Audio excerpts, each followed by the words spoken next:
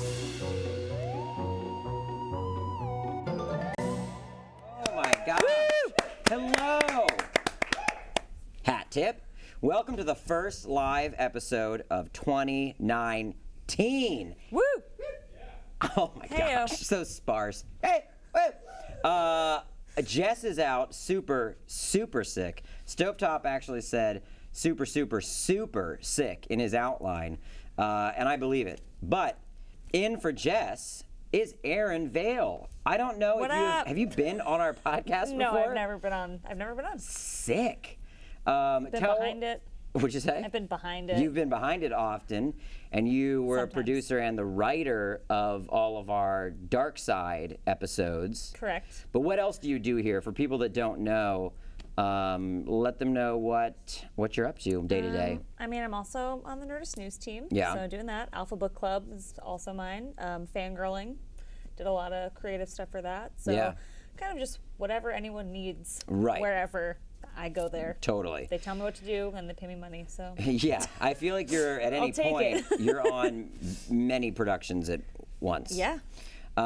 We also share a love for hockey. Yes. Which I would be remiss if I Correct. didn't call out. Don't worry, this isn't going to be an all hockey episode of Well, Bizarre States, even though it probably should be. It'll be a little bit probably. It'll be a little bit. It'll be a little bit all hockey. Yeah. So who's your team? The Sabres from Buffalo. For people who don't know, Buffalo's in New York. For people who also don't know that. There have been a couple people I know who are like, "Where's Buffalo?" Really? And I'm like, New York? Like, it's in. Do you ever feel bad answering a question so dumb? Like I've had Yes. people ask me questions that are so dumb, I feel like I must have misunderstood them, and if I answer it, Right. Or I it's gonna feel look like really they're dumb on there. kidding, and I'm like, Right. You're kidding. That's a joke, right? And they're like, No, I don't know where that is. And Yeah, then exactly. I look like an idiot for thinking, just making fun of how dumb it is. Totally. And I no doubt have been the person who have asked those questions before, I'm sure. I mean, same. Yeah. Is there any sports team that you like that is not a Buffalo team? I like, weirdly for baseball, the Baltimore Orioles. Really? Because when I was really little, I lived outside of D.C., and it was before the Nats. Wait, have we talked about this? Maybe a little bit. I used to live in Springfield when I was like really little. Okay. So I would go to Sabres Caps games. Yeah. That was like my first hockey game was a Sabres Caps game in D.C. Gotcha. Olaf Kolzig Of years. course. But so wait, were you Buffalo, then you moved to outside of No, DC? so and then... my family is all from Buffalo. Like my dad is from Buffalo, so Okay. I've never lived there, but all my family's from there, and that's how I'm a Yes, fan. But it was I kind lived of in Virginia inherited. and then moved to Pennsylvania, school in D.C. Yeah. And now I'm here. I was a Red Sox fan for a long time because that's where my father's from. Yeah. And so, yeah, it was Wade Boggs. Would that have been Red Sox? Probably. Yeah, Wade Boggs. maybe. Where my Boggs head's at. And Roger Clemens. Sure. And they're not the Yankees, so And they're not respect. the Yankees. Yes, exactly. But the Orioles now they were kinda huge are. for me. My Yeah. what? My phone? Oh, because people could read my text messages. Oh, no. Wow.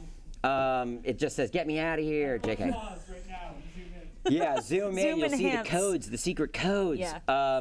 Orioles were huge for me growing up. Yeah, I go to You games know? with my dad. We Yeah. get peanuts. Totally. Camden Yards is like the best It's ballpark in so probably beautiful. the country. One time I fell asleep outside of Camden Yards on the ground because my brother-in-law was running the Baltimore Marathon, and I hadn't slept the night before. Don't know why. Probably just up all night Cool. watching horror movies and working on a screenplay as a teenager.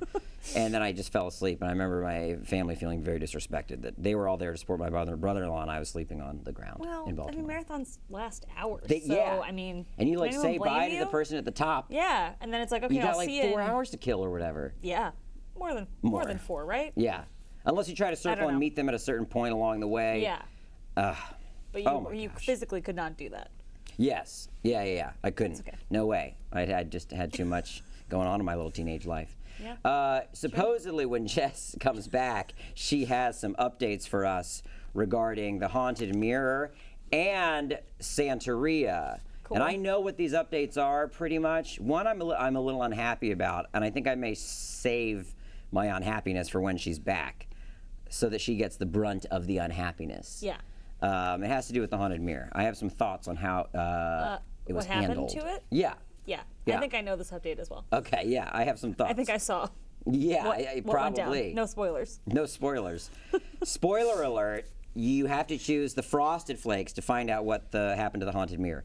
Just kidding. So Weird of the Week. Weird of the Week. Let's get into it. Let's get into it. Now, this Weird of the Week may be one of my favorites. At least it's up there in like the top, 30. We've done so many Weird of the Weeks. It's really good. It's got to be a big number, but top 30.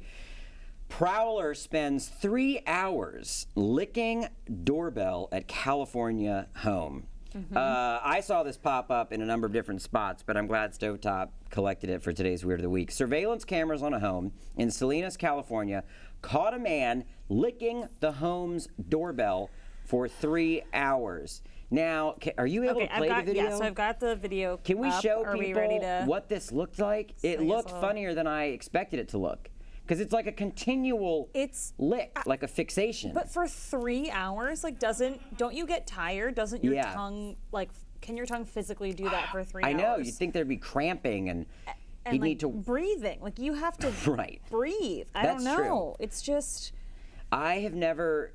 man, I want to recreate this, but with the weird character that I do, Onyx, and just put him in that security footage. Because I would love to see him, like... It's just like... up and to licking what on end? that doorbell. What is the end to goal what here? End? Yeah. And then in this specific video, afterward, when they go back to the newscasters, that dude on the left tried to be funny, and he was like, "I wish there'd been an electric short." You know, like, I mean, that video was shocking, but imagine if there'd been an electric short. And then it would have been really shocking. I was like, dude, shut the fuck up. Don't try to. You can't dunk on that's the thing. Yeah, it's inherently funny. Although I did see on Twitter somebody had put that with the part from Happy Gilmore where he's like licking his girlfriend's when he's like singing in the beginning. Yes, that's pretty funny. Yes, recontextualizing it is funny. Yeah. Their surveillance system was recently installed, and so it helped the police identify the suspect pretty quickly. The suspect was also spied relieving himself on the front lawn. The homeowner said, "You kind of laugh about it afterward because technically, he didn't harm anything. He didn't break anything." I don't know. That would still weird me the fuck out. It's so weird to know another human's tongue. Yeah. Or any human's tongue. Like, even if, I don't know. Yeah. Is this something that the owners of this house do? Right. In their spare time? Like, they're like, oh, it's not a big deal. Yeah, exactly. I've seen this before. Yeah. Did they, maybe they rubbed some, like, candy gel on it, and we'd all like to have a lick. What do you put on your doorbell after that? Like hand sanitizer? Hand sanitizer, yeah. Lysol? Everything. I don't know. But from his perspective, I would have wiped it down before licking it. You know, like you're getting... I don't know if he was in the right state of mind to take that precaution. No but, doubt. Yeah. No, I don't think he was of sound mind necessarily. I'm obsessed, and I talk about this on Bizarre States all the time. I'm obsessed with nextdoor.com. Oh, I just signed up for this. Really? To get it in my apartment. Yeah, I'm waiting to get verified because I wanted the postcard. Totally. I didn't want to talk to anybody on the phone. Wait a minute. You want the poster? The postcard. The postcard. They said, we'll send you a postcard with a code, or exactly. we'll call you right now. And I said, I don't want to do that. I want a postcard. Yeah, to verify that you're in the neighborhood you're saying you're part of. Yeah. So I'm obsessed with it because shit like this is posted all the time where people post their Ring videos. And it's nonstop on Nextdoor. Also, the thing about Nextdoor, everybody likes to have. This is what popped off in my neighborhood recently on Nextdoor. Somebody posted, and I don't know if I should say trigger warning, but the thing didn't happen, so it doesn't really matter. But they posted something specifically to trigger people and to be basically to cause drama on Nextdoor. They posted mass shooting avoided at local Taco Bell. And we were like, whoa, wait, what? So That's it caused this, we all like jumped on this thread of like, what do you mean mass shooting averted? What happened? The person that posted this had literally no evidence one way or the other as to what happened at this Taco Bell. It turned out what happened was someone at the gas station across the street had called and said, I'm watching you, and if you don't do what I say, something's going to happen, put money in a bag. It was like an attempted robbery. Right. But like the specifics were so, at that point, still so hidden. No one had discovered really what had been spoken on the phone. Anyway, but that in itself caused drama of like, why would you post something like this? Why would you give that caption? Totally. It's like and then clickbait. Is clickbait on Nextdoor. And then someone was like, because people just want drama. And then someone else was like, honestly, this is what always happens on Nextdoor because people want those clicks. They want to be the one to discover that this crazy thing happened, and it just caused this. It was one of the most popular threads in my neighborhood in a long time. Then the person was finally shamed into, this is ridiculous. He changed the headline to, "There was never a possibility that the mass shooting was going to happen that I said earlier at this Taco Bell, but here's the information," or something like that. But it still had the words mass shooting in it. Why even put that in there? Yeah. That's baffling.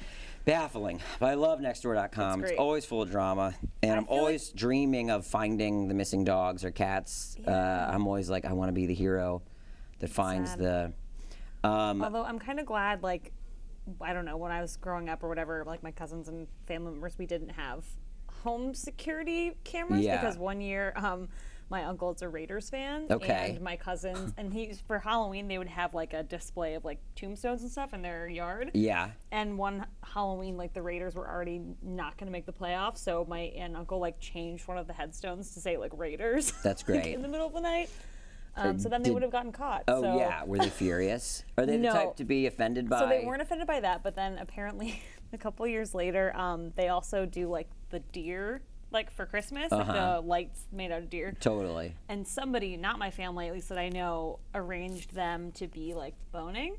Okay. Like the deer, like one on top, and they were like really mad about that. But we all thought it was hilarious. That's what they're mad about? Yeah. They're like, it's just. That's our property, and like that's inappropriate. But it was like, it's like pretty funny though. Those deer were festive deer. They weren't horny deer. Right. Man receives 48 diamond bracelets in the mail. Okay. Dale Dickerson ordered his wife a $2,000 diamond bracelet for Christmas from an online merchant called Jewelry Unlimited. Humble brag. Humble brag in parentheses. I guess having unlimited jewelry is quite the humble brag. But in addition to the one he ordered, he got 47 other bracelets. This reminds me of Ocean's 8, which made him panic. He called up the jewelry company, and they also panicked a bit about accidentally sending him $100,000 worth of extra jewelry. After the mix-up was fixed and the extra bracelets were returned, y'all, I gotta be honest, I would return those. No. I mean, that's a like, let's see if we can get away with this thing. And then you'd be like, oh, I didn't know. Yeah, I would have been like, I don't know, maybe there was another bag within the bag that I threw away. Yeah. Oh, I think there was. I took out the bracelet that I bought and threw the rest away. Or like it was in the packing, I guess. Like if there's like plastic and bubble wrap and stuff, you'd be like, oh, you just didn't see it, I guess. I have an unhealthy fear of when I open something like that I've ordered, that there is some hidden cable that I need that's in a smaller package deep in the bottom of the box. When I get something... like I got a new printer recently, I like tap the bottom of it 50 times and scour every corner because I'm afraid they'll be like, oh, you threw away the activation chip. Right. Or some bullshit that doesn't exist. Yes, or like a piece of furniture that's like, oh, you didn't have this nail or like what nuts and bolts or whatever. We just had washers are always going missing. They're so thin. Yeah. And I feel like they just get everywhere. They're just like phantom discs should be their real name. But we had a credenza delivered and exactly that. There was a packet of screws and it was already opened. And I'm like, well, we're missing screws. Inevitably, we're missing screws. Yeah. Spoiler alert, we were not missing any screws. Anyway, after the mix-up, Jewelry Unlimited sent a pair of diamond earrings as a thank you once Dale had returned the bracelets, thanking him for his honesty. Ooh. Dale's wife, Sherry, said regarding the mix-up, 48 would have looked better, wouldn't it? No, I'm kidding. I love the bracelet. Oh, thanks, Sherry. Those are good names. Yeah, Sherry and Dale. Dale and Sherry Dickerson. Totally. If I named a character in a script Dale Dickerson, people would, like, roll their eyes and be like, well, you got to give your characters, like, somewhat realistic names. Yeah. Not everything can be an alliteration or whatever. Great. Dale Dickerson. Okay. Weird of the Week, round 3. Wait, no, I almost skipped one. Yeah. Weird of the Week, round 3. Fortnite causes divorces in the UK. All right. A report from Divorce Online, sick, a UK site for divorce services. Seems super legit. Yeah, I thought it was just going to be like a divorce stats website. Divorce.net. UK site for divorce services blames Fortnite for 200 UK divorces. Well, okay. I got thoughts on this, though. The report claims that this is 5% of the 4,665 divorce petitions brought to courts in the UK in 2018. The report doesn't go into the specifics as to what about Fortnite drove people apart, whether it was equated to online spending, gaming addiction, or just doing the dumb dances. That's not the the divorce was caused by people, someone not wanting to engage and be present for their spouse. Right. And they chose to play a video game. You know what I mean? Like, it's not like it was a healthy marriage before Fortnite. Right. Fortnite isn't the cause. Yeah. He was just doing. It's just a symptom. He or she was just doing something else with their time. Sure. Prior to Fortnite to ignore their spouse. Yeah, I don't know. But it is kind of fun to blame it on Fortnite. It is. Because it's like, oh, that Fortnite, I don't know, this stupid game you play. Yeah, exactly. I feel like it's just a good setup for... Well, and can you imagine not being into that game or games at all, and you're looking over at your spouse, and that's the fucking shit they're wasting their time on? No offense to Fortnite. I just mean, like, imagine your marriage crumbling, and then you look over, and there's some fucking CG character flossing... and that blue glow on your spouse's face, and you're like, this is what they're choosing to do other than when people become zombies in movies, and they're like, what are they turning into? Yeah. But it's like they're just playing a video game. Playing Fortnite. They're addicted to your screen. Yeah. We got to get away from these screens, real anymore. We need to, let's read this last one. Well, let me just make sure. No, I wanted to read one of these other ones because I saw the headline and didn't know what it was about. Okay, so let's read the sushi one, and then I'll talk about this nude diner. It always paranoids me. I get paranoid when I get a call from someone at work while doing Bizarre States because I feel like it's about what I just said. Yeah, and now it's like somebody up top that's like, exactly. Hey, we got some notes. Yeah, Bowser just called Fortnite bullshit, and now I'm getting a call. Yeah. And it's Steven calling us from behind the board. Yeah, Steven, let me know if like everything's on fire and I just shut down the company. No, I'm going to slack the person that's calling me to make sure I'm not in trouble. Anyway, sushi restaurant owner buys $3 million tuna. Hey, actually, Chobot would never let me do this. Would you read this one? Do you have it? Yeah, I have it. While I see what this call was about? Sure. Because it was a work call. Sure. Okay, sushi restaurant owner buys $3.1 million tuna. Kiyoshi Kumura, sorry if I mispronounced that, the owner of a Japanese chain restaurant called Sushi Zanmai, just bought a 613-pound bluefin tuna from an auction at a Tokyo fish market. He remarked, "The tuna looks so tasty and very fresh, but I think I did too much. I expected it would be between 30 million and 50 million yen, or 60 million yen at the highest, but it ended up 5 times more.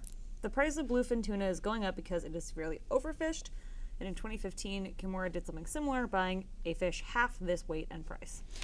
Yikes. That is too expensive for tuna. That is too expensive for tuna. Have you ever spent too much on food and regretted it? Or if you've ever spent a lot of money on a meal, has it always been worth it?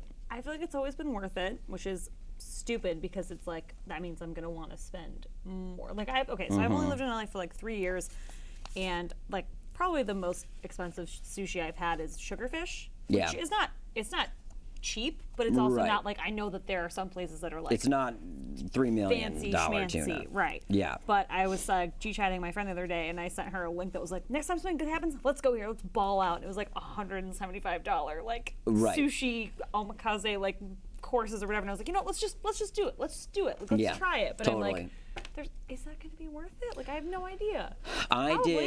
I did a, and I don't want to say where because the restaurant is fantastic and I love it, but I did a New Year's Eve dinner. Oh. And it wasn't too crazy. It was $100 a head. Okay. But it came with wine pairings. Oh. 5-course and wine pairings. And it was New Year's, so they also... Upcharge? Well, they gave us like extra stuff for free. Oh, they were like, but also here's some champagne to start that's not even a part of the 5 wines that you're going to get. And also here's some sherry at the end. Sure. So it was wonderful, but I was starving when I left because each of the courses, and I understand some were tapas, but usually when you do this, there's like one of the courses is the hefty. It's like hearty. Yeah, exactly. So they're like, okay. Also, if they're dumping 5 glasses of wine down your gullet, you're going to need that. You need to compensate. Yeah. Yeah. I was not only wasted, but still hungry. Yeah. And I regretted it a little bit. I regretted it because it made me think less of the joint. Right. And I want to continue loving the joint. Yeah. So to make up for it, we went back there a few nights ago and had a wonderful meal. But we literally walked from this restaurant to a pizza place. Because we were also going to drink more because it was New Year's. Yeah, of so course. we got like, and this was clutch. Sorry, this has nothing to do with Bizarre States. It's like food. Yeah, sure. We got to the pizza place as they were closing. So they were like, you guys also want the rest of our pizza? So they just gave us all this free pizza. That's amazing. It was a New Year's Eve miracle. That's great. And it's the only reason why I didn't have a hangover the next day. Well, lucky you. Lucky me. Everything's coming Can't up, relate. Bowser. So, last Weird of the Week. First Paris restaurant for nude diners to close. Oh. Bummer. Au Naturel Paris, first restaurant to cater to nude people, opened in November of 2017, offering French bistro cuisine at 47 euros for a 3-course meal. There were a lot of behavior rules for diners. Yeah, exhibitionism and voyeurism were not allowed. It was just a place for nudists. Clothes and phones were kept in the cloakroom and not allowed in the dining room. Black chair covers were changed between seatings. So my first question was already answered by the details in this post. Was, do you arrive nude or do you change once you're there and they change? Yeah, you get there and there's like a locker room type of situation. Yeah, right? yeah. I don't know what I think about that. I have no opinion on nudists. If you want to be nude, I think that's sick. That's great. Cool. Sick in the cool way, not sick like that's sick. I mean, that's sick. That's tight. Yeah. Eating in a large room full of a lot of naked people. I don't know if I could do it. I think eating naked is also like a recipe for disaster, That's kind of. Like, what if you get like soup and then you spill it on yourself and then you burn your skin? Literally every day I have a coffee stain on my chest. Right. So I'm that would thinking more of happen. like the bodily harm risk of it. Right. Yeah. Oh my gosh, Just imagine eating spills. $3 million tuna naked. No. Stressful. Yeah, and also just like, I don't know how detailed I can get. I guess just even if I weren't smelling body odor, even if everyone was super fresh and clean, I'd still imagine the body odor. Just seeing that many naked bodies, I still feel like I wouldn't be able to. Also, is it everyone who works in the restaurant? Are they nude? Right. I don't know. Are the people who prepare the food nude? You couldn't do that, right? Because there's strict rules about like health code stuff. I don't know. There's a lot of questions. A lot of questions. I mean, we may have to have the people that started that restaurant on Bizarre States, fly them over. All right, let's talk about the main story or stories of the. Oh wait, do I need to hit Fatbergs, Stephen? Yeah. Okay, sorry, that was a little psych out. We're gonna do one more. New year, just keeping people on the edge of their seats. Exactly. Twist already. So when, my new thing is going to be to act like I'm doing something wrong, but it's actually just a psych out. Another gigantic fatberg discovered in England. Do you watch Younger? No, I know some people who do though. Okay. I watch Younger, and maybe it started out like ironically watching it. Then in the middle, I got really, really into it, genuinely. Yeah. There was no irony. I was just like, are you kidding me? Josh would never say that. You know, really getting like emotionally engaged with the show and the characters. Now season 5, it's back to, I guess, an ironic attraction to the show because it's kind of, but there's a big Fatberg episode. Oh. And it made me. That's really specific. I know. It's because Do they know that you're watching and they're now like, oh, They're gotta keep Bowser on the hook. Right, we got to get Bowser interested again. Let's do an episode about a mass of shit and trash and plastic that mounts to a giant fatberg underneath Brooklyn. That's what happens in the episode. It's because there's a character on the show who is a plumber. And he's chosen to be a part of this elite squad of plumbers to go underground, take down the Fatberg. Wow. And then he emerges and he's covered it. Oh, I just like, but there's someone on the show who's very fastidious and clean and proper, and the test of their love is, will she give him a hug after he emerges from the sewer, even though he's covered in literal shit. That seems excessive as a test. Yeah, like, I know. You know, she could maybe just give him a hug after he went to the gym. Totally. I think this is maybe too far. The through line of their relationship is like he's in her eyes initially seen as lower class because he's working class, he's a plumber, but she is this marketing director, and you know obviously is she the one with like the straight hair, like the bob. Yes. And she works with Hilary Duff. Yes. I've seen this like on in the background. She's the best part of the show, Miriam Shore. Hello, where are my shore heads?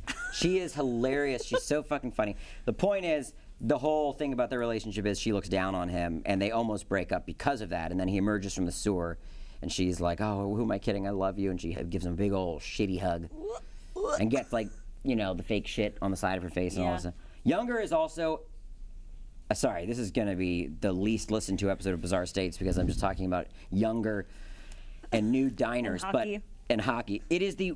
You ever notice the normal shows are actually the weirdest shows? Yeah. Because like, if you were to say, oh, the weirdest show is, something on Adult Swim, or it's Tim and Eric, or it's Rick and Morty, that is their world. The world is we're out of the mainstream. We're supposed to be weird. Right. So that's the known target. So you're always pushing for that. So it's, in essence, it cancels itself out. I'd never be like, did you see what Eric Andre did? It's like, yeah, no, that's the point. What he does, right? Yeah. But there'll be shit on a show like Younger that is it's bonkers. Yeah. And it will never be talked about. There was a guy who had sex with a sheep in an episode.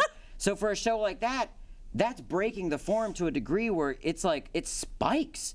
All of a sudden, you're in the middle of a show that should be on Adult Swim, or at least like HBO or Showtime. Yeah. So whenever that happens on like a normal show like Younger, that you could argue is kind of for like basic viewers like myself, I guess, it actually becomes weirder overall. Right. I feel like that's kind of how Riverdale has gotten this season, where it's like, of course it's absurd, it's like at the start, but certain elements have been introduced that I'm like, what show is this? Yeah, exactly. What teens enjoy this? Like, I enjoy it because it's like ridiculous and insane and I love it, but like, is it just for me then, or is it actually for somebody who would watch the CW? Yeah, it gets hard to track the demographic. That's kind of what I feel like watching Younger. I'm like, at this point, who is this for? Yeah. I also feel like that there's like romantic comedies that, like The Intern. Oh. It was one of the weirdest fucking movies ever. I loved The Intern. I watched it on a plane. I had the best time. I also kind of liked it. Yeah. But yeah, weird shit stuff happens. happens in that I'm like, this isn't the same movie. Exactly. Specifically, one thing that happens. Like the stuff with Anders, like the affair or whatever, and then which is like very dramatic, and then he there's nothing that he does that is like redeeming, and then he just comes back and he's like, but I'm good now. Totally, that is the thing where I'm like, who, what, like, what logic, the rationale, and I'm all of a sudden I would buy this in a Lars von Trier movie. Also, just when Robert De Niro got a boner in the very beginning. Yes. I was like, is this a like slapstick bro comedy, or is this a Nancy Meyers movie? Right. I was like, where is this coming from? Who knows? We're getting the order to stop talking about The Intern. Just kidding. Was that what you were going to say, Stovetop? Maybe. Maybe. I don't think we're getting any intern sponsorships anytime soon, JK. Okay, let's move on to the main topic. Sure. No, Fatberg, sorry. Fuck. We covered the 2017 Fatberg discovered in London, but this is a new one discovered in the English coastal town of Sidmouth, if that's how you say it. The Fatberg is 64 meters long, about the same length as the Leaning Tower of Pisa. A Fatberg is made up of, this is going to make me gag. The Fatberg is 60, no, I think I can do it. About the same, it is made up of insoluble stuff, well, that's a nice way to put it, flushed into sewers like fats, grease, oils, wet wipes, and stuff like that. Thank you, Stovetop, because I feel like you probably censored this. I've always heard it's like always condoms and stuff. Anyway. That's insoluble. Yeah. A spokesperson for Southwest Waters, who's planning on cleaning it up in February, tells the New York Times that this Fatberg can be blamed on all the fish and chips grease from tourist seasons. Now, come on. I don't think it can all be blamed on that. Yeah. They've been making fish and chips for 50 plus years. I don't even know how many years. How old is fish and chips? Fish and chips, I'm going to go out on a limb and say over 30 years old. That's so many fish and chips. So many fish. And also, I feel like that's shade to specifically blame it on the tourists. Fatty Americans coming here eating fish and chips. It's like, okay. Yeah, calm down. You have other waste. That's like me when if I'm late for something, and I say, well, I'm late because, and I name one thing that would not have made me 2 hours late. Right. I'm like, sorry, I had to get my cat got out. Right. It took a really long time at Starbucks. Yeah, exactly. Blaming the Starbucks barista for my one black coffee. Exactly. That's like hour. Clearly there's more to the story than the tourist season that brought all the fish and chips waste. So oh my much gosh. grease. So let's talk about we shot a show called The Dark Side, and there were some topics that you had to dive into on the research end that didn't make it to the show. And I wanted to talk about some of those topics because I feel like a lot of them were interesting. Yes. And I don't know, out of the stuff that you researched that we didn't wind up covering on the show, what were some of the most interesting topics from your perspective? So I really liked getting into the Haunted Mansion. Oh, yeah. I wanted to do, I think, Disneyland in general, but then there was just like so much about just the Haunted Mansion that I was like, really want to know more about this, really want to dive into this. And it's pretty well documented. Like everyone knows, like people dump ashes on the ride. Totally. That people bring in ashes of their loved ones, and there's a little marker on the Disney website under like prohibited items that says ashes, human remains are banned from the park. That it has so like they have to out document like it and put it in there, right? Yeah. So that was really interesting to me, but I wanted to know if it was like actually haunted, if there are any stories, and there are a few that I found of a couple different ghosts of Disneyland in general, one that specifically hangs out at the Haunted Mansion, that was like a little boy, that cast members have kind of heard his voice, and then he also was on the Pirates ride, so that was cool to find out about. I also wanted to know what the mansion's like architecture was kind of based off, because it has such an iconic look. And there's a couple theories. There's one picture that was based off of this mansion in Baltimore called the Shipley Lydecker House, and the picture of it looks exactly. Hold on, I think I can. It all goes back to Baltimore. Yeah. So I just pulled up a picture on ScanOut if you guys want. Yeah, let's cut to this pic. Oh yeah. So that is what you stand in line in front of, basically. I mean, the front of I guess it's like switched because because the columns are like on the other side. Yeah, but that is what it looks like, and this doesn't exist anymore, really unfortunately. But this used to be a now we're just looking at your notes. Let's look back. Saw your notes. It used to be a memorial to World War I, but then it was demolished, so we don't know if that was haunted in real life. Also, the inside, the ballroom is based off of the Winchester House ballroom, which is pretty cool.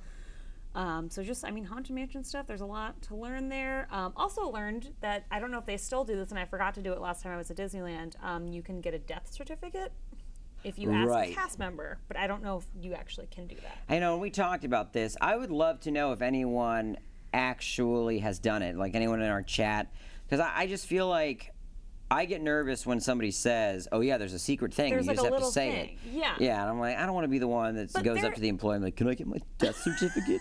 And they're like, "What the fuck are you talking about?" There are things you can get, like you can get your like first timers button or whatever if you go to the little visitor center. Oh, that's like a secret thing you got to ask for? It's not a secret. You can just, or it's like if you're celebrating something, if you're celebrating a birthday, you can get a little like, "It's my birthday" button. You just go to the visitor center and ask about it, but I think this one is a little less known. Yeah.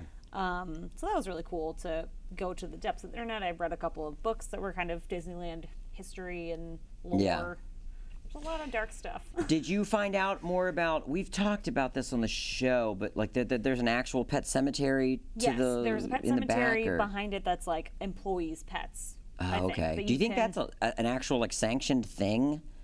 I think so. I think you can also ask to see it, or if you go on a tour, or if you know somebody who works there. Yeah. Maybe you can go see it. But that came up a couple of times too. That was like, did you know there's actually a pet cemetery like behind the wood? Mm-hmm. That's cool. So I know I've seen pictures online and I've been instructed on how to see it. But last time I was there, I tried looking over whatever I was supposed to look over, and I didn't see it. Yeah. I also liked, I don't know if you guys talked about this before, the theory of like the plot of the ride. Oh no, tell us that. That was cool. There's like a fan theory basically that is once you go into the mansion, like once you go on the ride, you die. Right. And you join the party essentially, like at the thing. So there's a couple of different theories of where you die in the mansion and where it like starts. So there's one theory that it's basically once you go in, the walls change, you get in your buggy, you start kind of going up, and then once you get to the attic and then like you fall backwards, that is like you plummeting to your death. Okay. Yeah. And it's like either you jumped yourself or the ghost host, the one that's like, ooh, the one that's narrating is the guy that pushed you.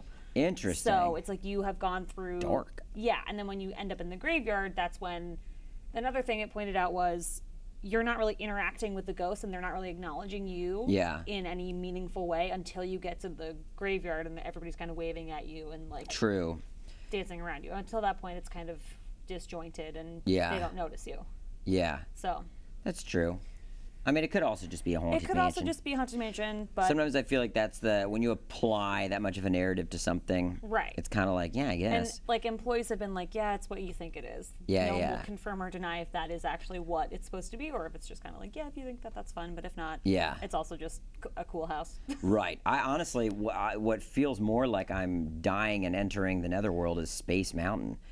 Every time I get on that thing, and I know I've talked about the time I went on it under the influence, but and that was one thing. But even if I haven't done anything before the ride, it still feels uncomfortable and jarring and like I'm being shot into a dark and scary place. I've never enjoyed rides that were that. I'm going to sound like an idiot for thinking that is that intense, but Space Mountain is too intense for me. Hot take. Every time I go on Space Mountain, there's a point where it seems like it's going too fast. Yes. And I'm like, I'm going to hurtle off of this ride and die. Right. And but also, it never happens. I just think that it's wrong in some way because it picks up, because it's like going kind of a consistent speed and then you're going down and whatever, and then all of a sudden it just like turns up. Right. And I'm like, am I going to die? It starts to feel like this is it malfunctioning now. Right. I know. I'm getting stressed out just thinking about it. But have you ever seen the pictures of Space Mountain with just all the lights on? Yeah. Yeah, it also... It's just sad. Yeah, and it's crazy looking. It just feels like there's bound to be wires dropping down and little LEDs and it's like so breaking. Short. Yeah. Like your head is right there that I'm like, I'm going to get decapitated. I know. I know. Oof. Well, what other topics? What other topics? So the other ones that we didn't get around to that I thought were really cool. I know you guys talk a lot about Christmas. We did. We kind of burned through some Christmas stuff. Yeah.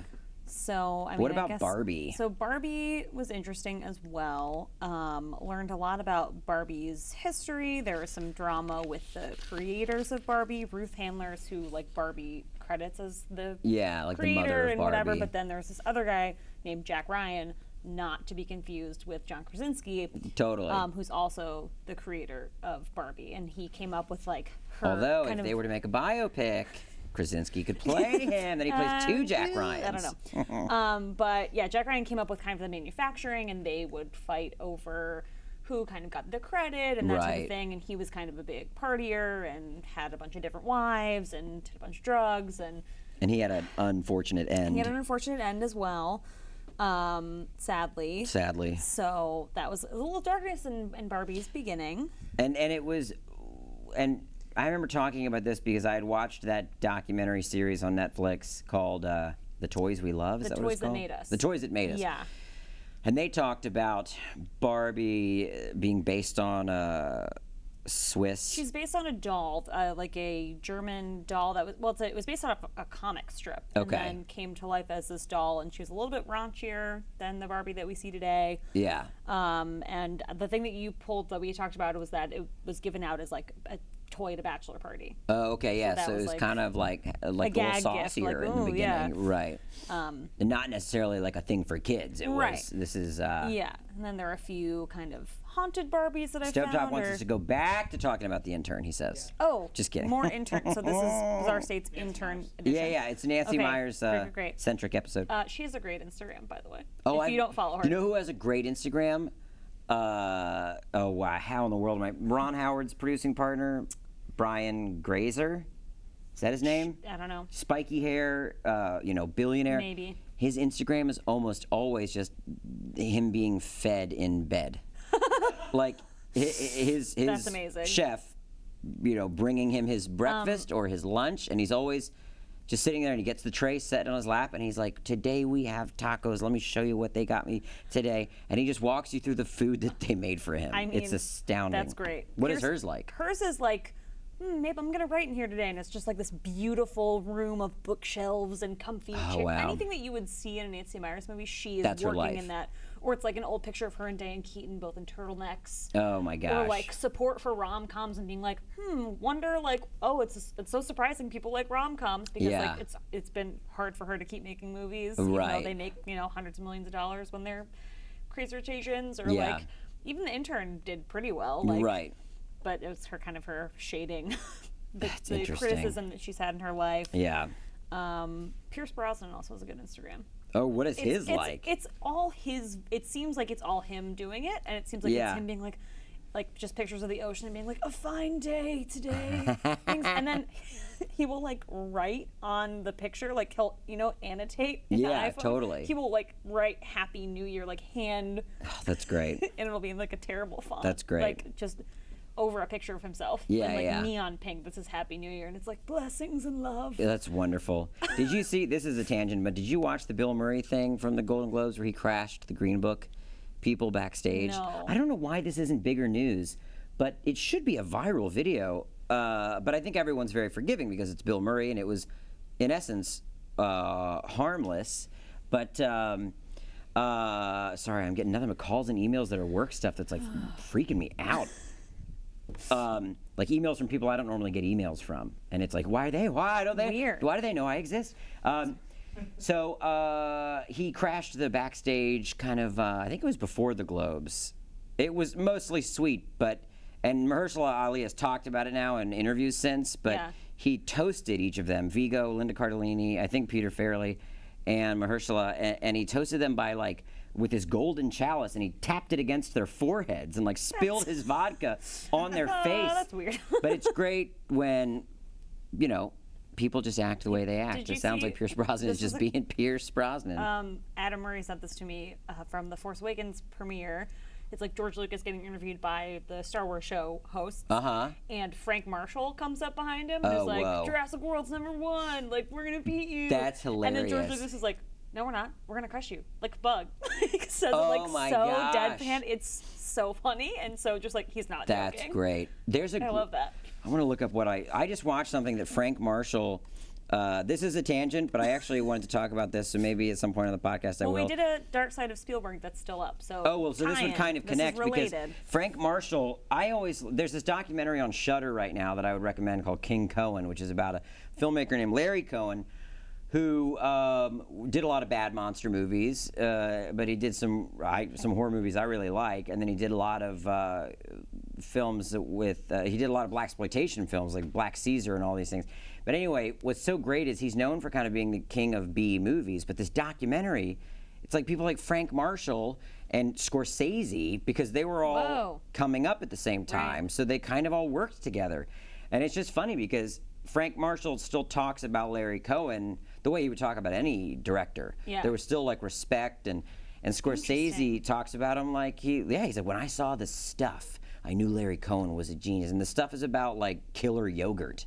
And Scorsese is sitting there talking about The Stuff and how much it mattered. It was great. But yeah, Frank Marshall worked on a lot of the early Cohen movies and kind of came out of B movies. But I've never seen that clip you're talking about. It's very funny. I gotta see that.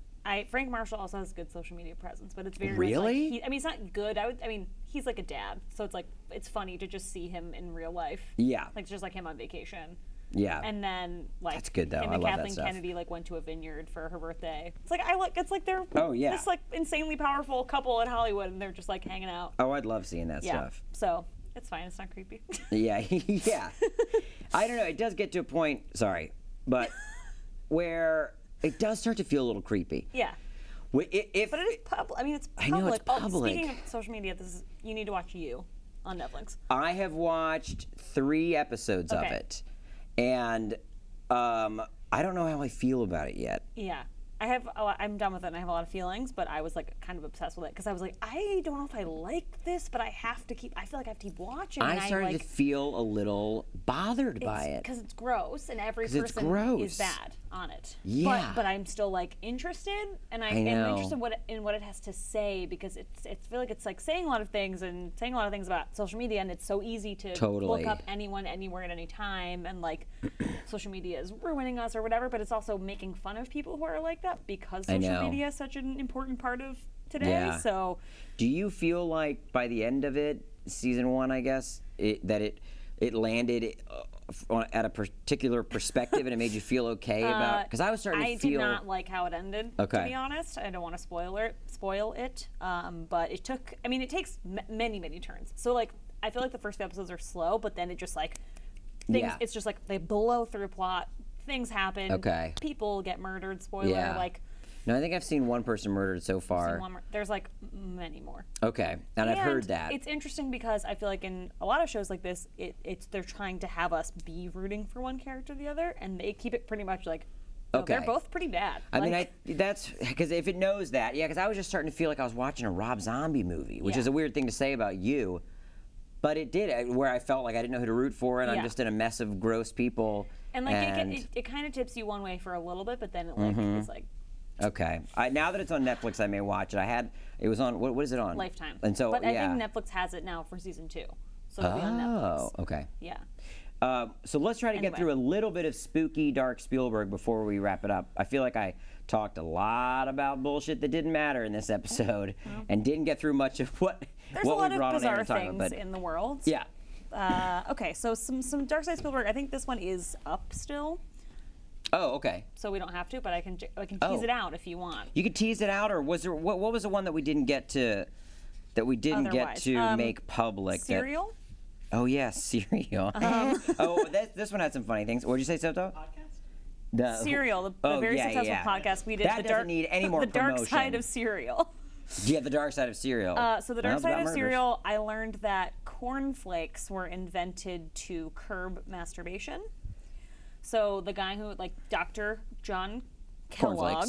Yeah. Oh, wait, really? From Kellogg's Cereal was like kind of super religious. He wrote some anti-sex books and kind of thought that masturbation caused diseases, which is not correct. And he thought that foods like meat and anything with kind of flavor was like an aphrodisiac. So he's like, what if I make the blandest tasting cereal possible? Oh my gosh. And he made cornflakes. Wow. So, pretty wild origin of cornflakes, although I gotta be honest, I kind of like cornflakes. Yeah, with and also milk, like, well, it's nice. It's most people put sugar on it, right? And stir it up, so then it just becomes, then it's super sexy. Yeah.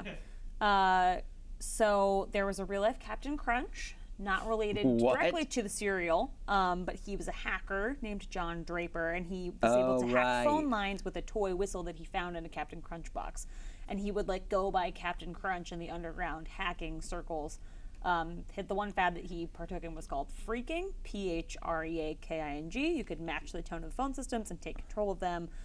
So then Draper went on to invent this thing called the Blue Box, which like copied and replayed tones. How'd you ever figure that out? That's crazy. People are very smart. This guy ended up in prison for phone fraud, but he did help Apple develop its first word processor and telephone interface board. So he, little column A, little column B. I thought you were going to say Captain Crunch was a real person and it'd be like a human that actually existed that looks like Captain Crunch, which would be terrifying. That'd be wild. And we had like an old, tin type photo of him. One of the other rumors that I researched that was actually not true was there's this urban legend around Little Mikey, who was from the Life cereal commercials, and there was this rumor that kind of went around in the 70s and 80s that the actor who played him had died from mixing Coke and Pop Rocks. Yeah. Riverdale. Yeah.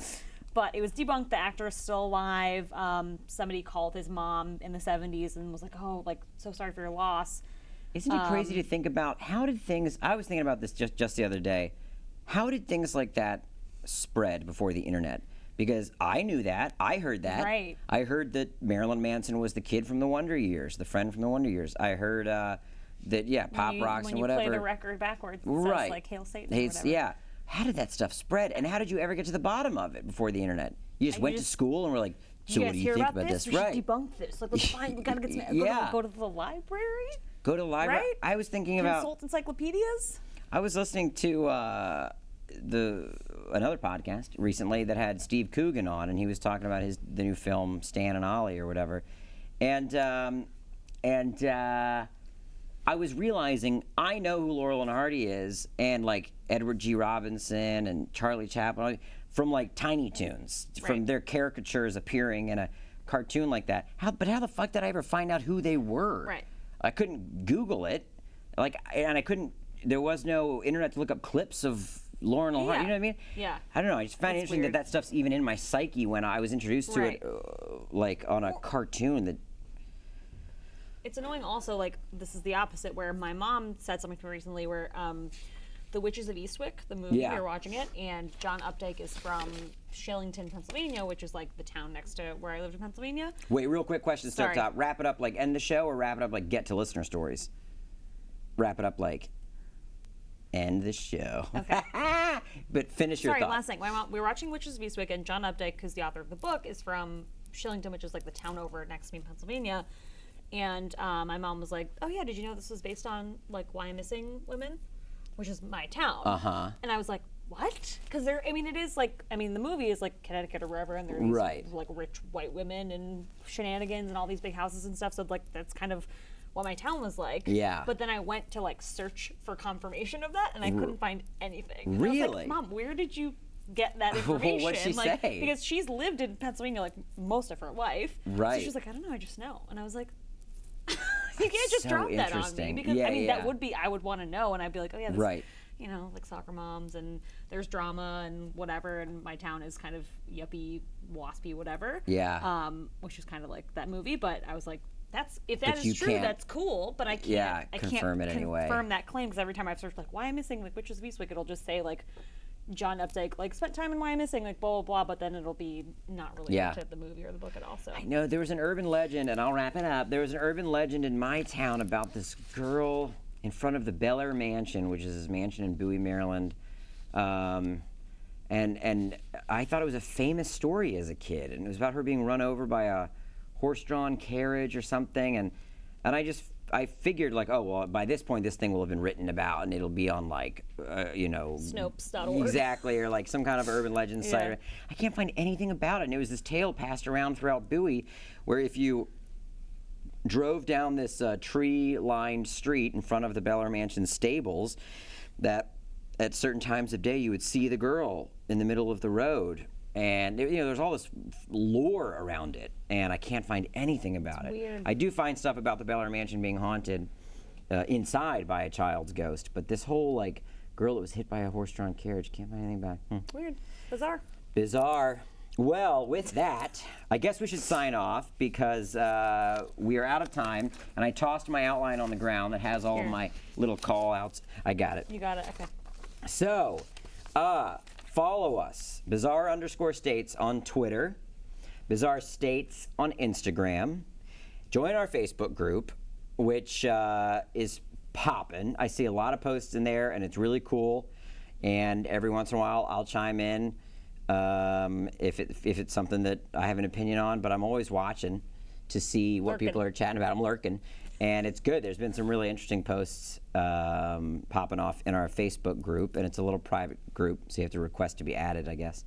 And then send us listener stories, because we had the great snap of 2019 where Chobot zeroed out our inbox because she thought that was the best way to move forward, which is fine. I mean, clean slate. Clean slate. I guess. So if you've sent us anything over the last 4.5 years, it's gone.